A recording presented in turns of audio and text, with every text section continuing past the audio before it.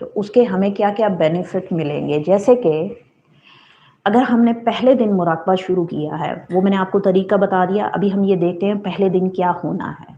پہلے دن اس مراقبے کے ذریعے نور کی انرجی آپ کے کمر یعنی آپ کے اسپائنل کارڈ کی اسکیننگ اور اس کی ہیلنگ اپنے آپ ہوگی بحکم اللہ.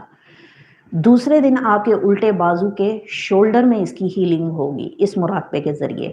تیسرے دن آپ کے اسی الٹے بازو کے شولڈر بلیڈ یعنی پچھلی طرف آپ کو ہیلنگ محسوس ہوگی اور اس کی کلینزنگ ہوگی اللہ کے نور سے. چوتھے دن آپ کے الٹے بازو کے سامنے والی یعنی اسی بازو کے سامنے والی چیسٹ بون میں جہاں پر آپ کی گردن جھکتی ہے نا سینے کی طرف، تو لیفٹ سائڈ پہ جو بون ہے وہاں پہ آپ کو اس کی ہیلنگ ہوگی.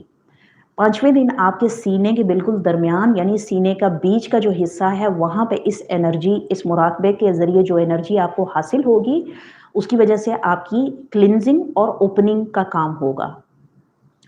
چھٹے دن آپ کے سیدھے ہاتھ یعنی آپ کے دائیں رائٹ بازو کے شولڈر کے اوپر اس کی ہیلنگ ہوگی. ساتویں دن آپ کے اسی دائیں بازو کے شولڈر بلیڈ پر اس کی ہیلنگ ہوگی.